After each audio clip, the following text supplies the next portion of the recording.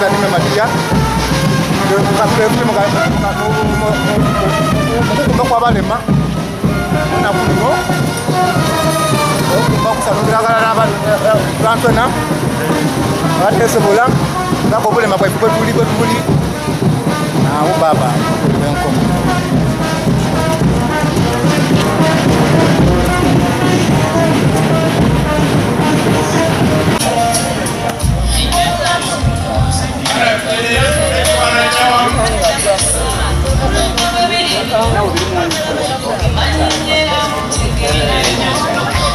Tapi jangan sampai kolam jangan muat lah jangan nanti kiri sini bad man pada umpah kapal ni kalau punya apa mulai barang mulai barang dia ada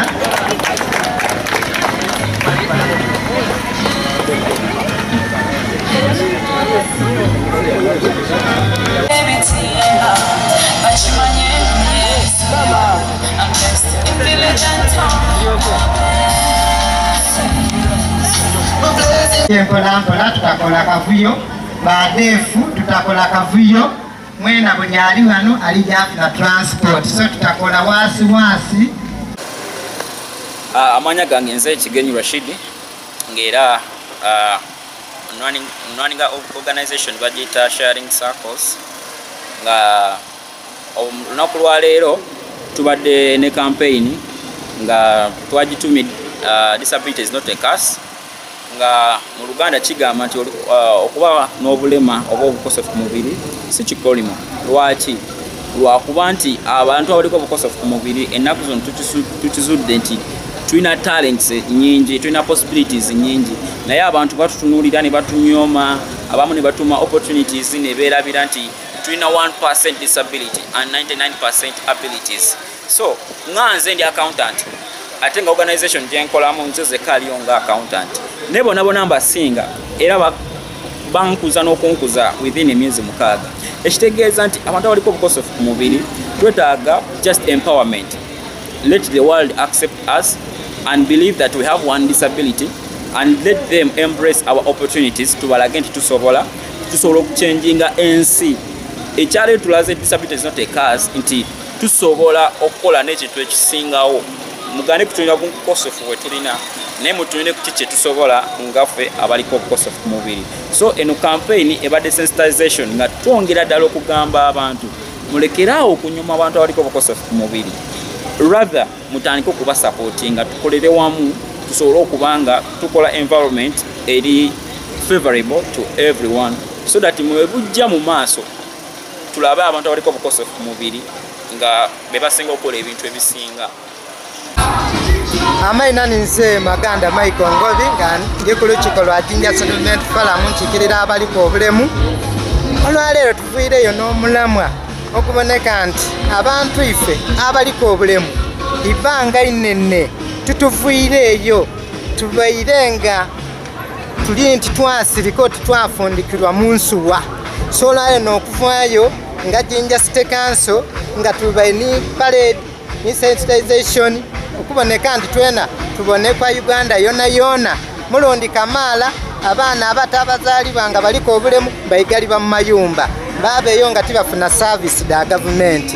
Badefu batuuka n'ojja mu madwaliro mu office ed'endawulo ng'ezaba bavuunulira. Abali fizika ab'obugaali batuuka n'okujja mu mabanka n'okujja mu bifo eby'endawulo eby'okuyambibwamu ng'ezira bazira access esobola kutuuka mu bifo ebyo.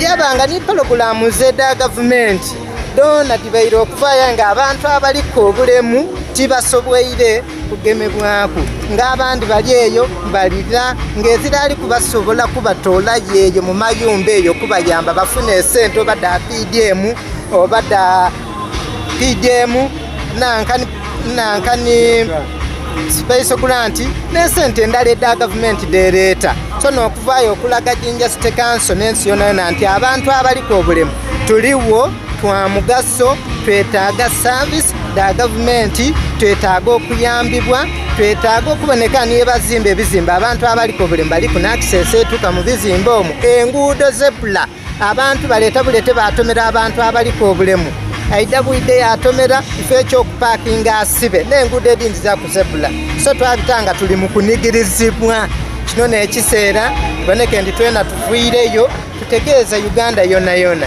n'Ijinja City Council yonna yonna nti ife abaliko obulemu tuliwo tuli balamu era twetaaga saavisi da gavumenti abaana abato beetaaga okuyambibwa balina ebintu ebibabitamu bingi aye ng'abazaire babakuumira mu mayumba so tufiire n'omulamu olunaku olwaleero okutambula mu kibuga kino ekya Jinja City nga tulaga nti twetaaga saavisi n'omugeni yaife aviire era guno ebyemirimu ekisookerwako omwana omulema asomye buli omwana aliko obulemu oba omuvuka oba omuwala oba omulenzi ali ne challenges gyabitamu so tuyesanga nga n'ebizimbe bazimbye ofiisi diri waigulu ng'okutuuka eyo waigulu tikyangu so twafuna challenges nti osaba omulimo aye ng'omuntu ali waigulu ali kalina waigulu beetaaga ofiisi bafuna obuyambi ofiisi diri waigulu. Okay, my name is Marie. I'm from the Netherlands. And during a half a year I was traveling through the whole of Uganda meeting people with disabilities, and I saw a lot of people with disabilities were discriminated against. They were locked inside either or tethered to walls. I'm so happy that today we could make already a little change for people with disabilities if it comes to acceptance. And I'm really happy that a lot of people came here to join us for the parade. These people, if you are able or not able, should have the same rights as we have. They should be able to get a job, they should be able to go to school, to have a good education. Because, you know, we are all different kind of people and God made us the way we are, beautiful and just like He wants us to be. So please help people with disabilities, look at them and be one community. Nze Peter Steven nga nkola n'abaana abaliko obulemu mu kitongole bayita Home of Hope okumala emyaka 7. Ndabye abantu abenjala baliko obulemu, abazadde b'abaana abaliko obulemu, ebintu bye bayitamu naddala okusosolwa. N'emikwano gy'abantu abaliko obulemu abadde ku kakiiko bayise mu mbeera ey'okola ki eyososolwa. Kati omukyala yavaayo n'atugamba nti ayagala omulamwa guno tugusansaanye mu bantu ab'enjawulo bamanye nti abantu abaliko obulemu nabo bantu ng'abalala tebasaana kusosolwa, basaana okusoma, basaana okuweebwa emirimu, basaana okujjanjabwa. Naffe kyali ebimu ku ndowooza zaffe kyali kyangu okutuula wamu ne tuvaayo ne tugenda maaso n'omulamwa okutegeka so okubunyisa amawulire ago mu bantu. Era kati temanyi we tutambudde bangi abakitegedde nti abantu abaliko obulemu gye bali era nabo bantu ki ngaffe. So many people with disabilities have low self-esteem, but during the travel through Uganda I met a lot of people who were very able to do sports. For example, Husna, who is a Paralympic swimmer, she is really a hero. She made it to the Paralympics, and I just want to tell you that everyone who has a low self-esteem about themselves, they can do it as well, so you can do it.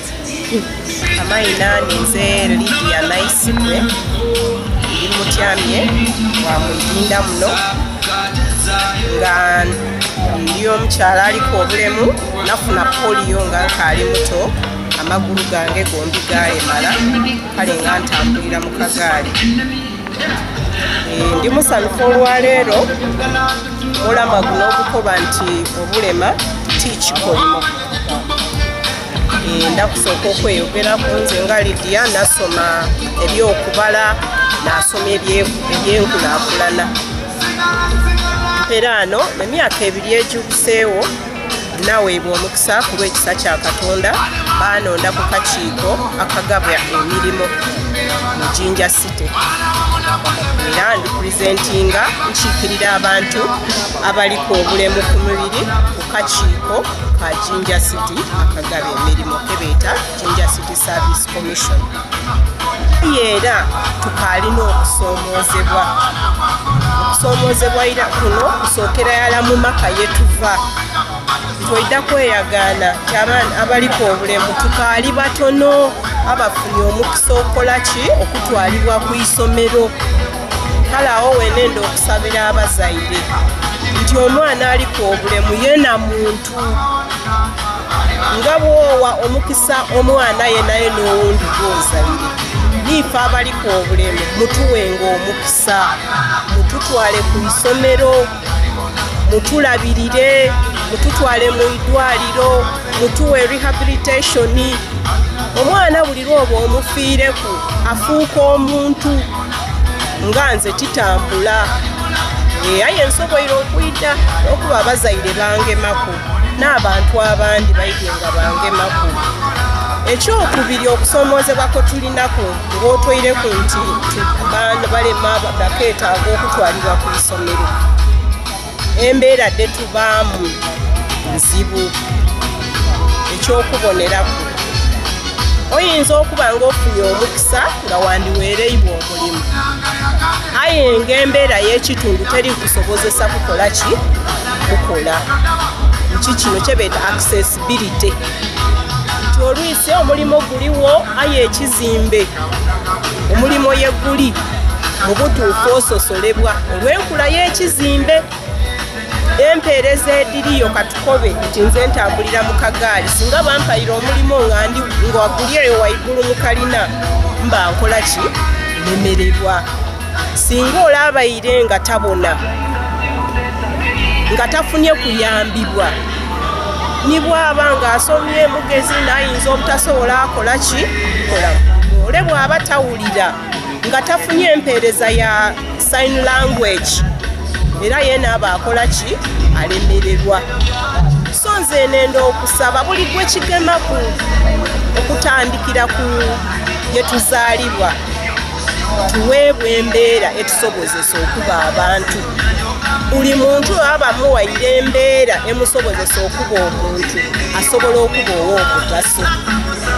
Yokudda okuba abawalala okola awareness on disability issues whereby sustainable development goals ikoba inclusion for all. Tulemu education, employment, health, each and everything tulina okuba nga twenigiramu without being discriminated. I would like to thank Madam Mary for this positive response in line with disability issues.